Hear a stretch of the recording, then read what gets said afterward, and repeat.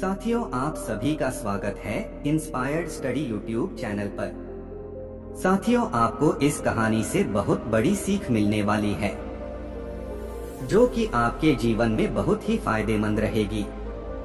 इस कहानी को जरूर सुने।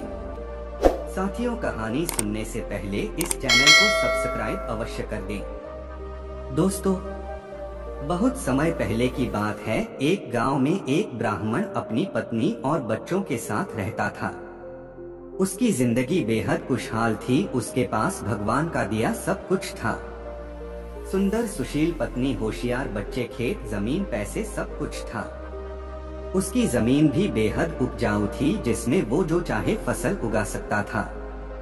लेकिन एक समस्या थी कि वो खुद बहुत ही ज्यादा आलसी था, कभी काम नहीं करता था। उसकी पत्नी उसे समझा समझा कर थक गई थी कि अपना काम खुद करो, खेत पर जाकर देखो, लेकिन वो कभी काम नहीं करता था।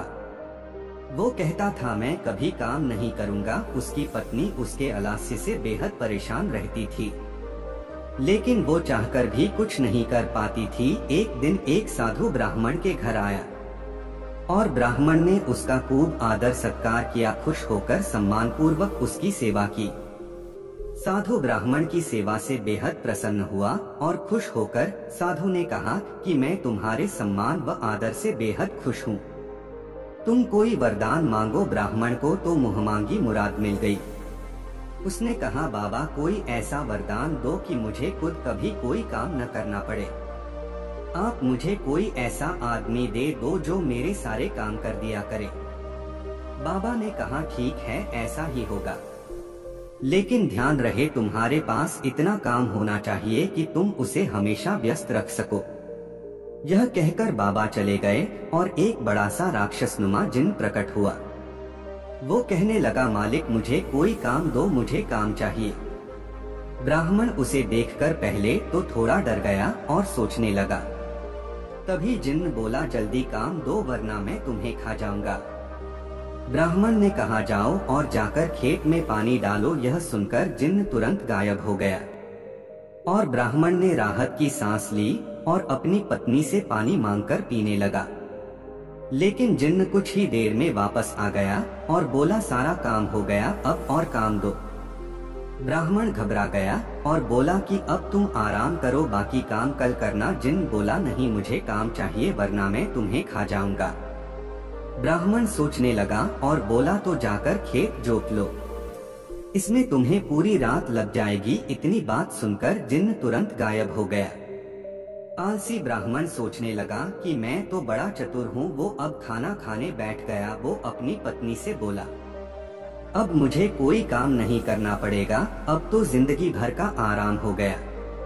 ब्राह्मण की पत्नी सोचने लगी कि कितना गलत सोच रहे हैं उसके पति। इसी बीच वो जिन्न वापस आ गया और बोला, काम दो, मेरा काम हो गया, जल्दी दो वरना मैं तुम्हें खा जाऊंगा।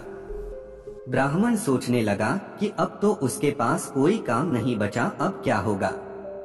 इसी बीच ब्राह्मण की पत्नी बोली, सुनिए, मैं इसे कोई काम दे सकती हूँ क्या। ब्राह्मण ने कहा, दे तो सकती हो, लेकिन तुम क्या काम दोगी। ब्राह्मण की पत्नी ने कहा, आप चिंता मत करो, वो मैं देख लूंगी। वो जिन्न से मुखातिब होकर बोली, तुम बाहर जाकर हमारे कुत्ते मोती की पूंछ सीधी कर दो। ध्यान रहे, पूंछ पूरी तरह से सीधी हो जानी चाहिए। जिन्न चला गया। उसके जाते ही ब्राह्मण की पत्नी ने कहा, देखा आपने कि आलस कितना खतरनाक हो सकता है। पहले आपको काम करना पसंद नहीं था और अब आपको अपनी जान बचाने के लिए सोचना पड़ रहा है कि उसे क्या काम दें। ब्राह्मण को अपनी गलती का एहसास हुआ और वो बोला, तुम सही कह रही हो, अब मैं कभी आलस नहीं करूंगा। लेकिन अब मुझे डर इस बात का है कि इसे आगे क्या काम देंगे।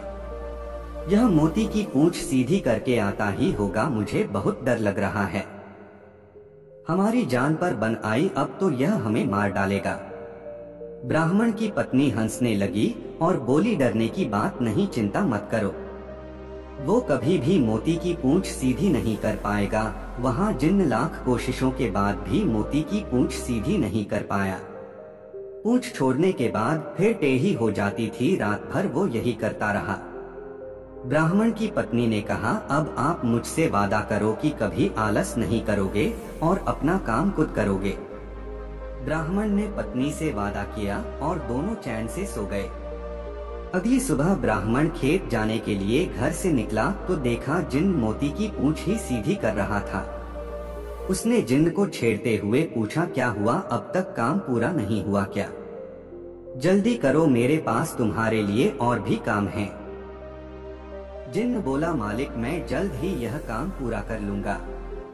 ब्राह्मण उसकी बात सुनकर हंसते हंसते खेत पर काम करने चला गया और उसके बाद उसने आलस हमेशा के लिए त्याग दिया। साथियों, आलस्य ही मनुष्य का सबसे बड़ा दुश्मन है। अपनी मदद आप करने से ही कामयाबी मिलती है और आलस करने से जिंदगी में बड़ी मुसीबतें आ सकती हैं। इसलिए आप अपना जो भी काम करो उसमें कभी आलस मत करना।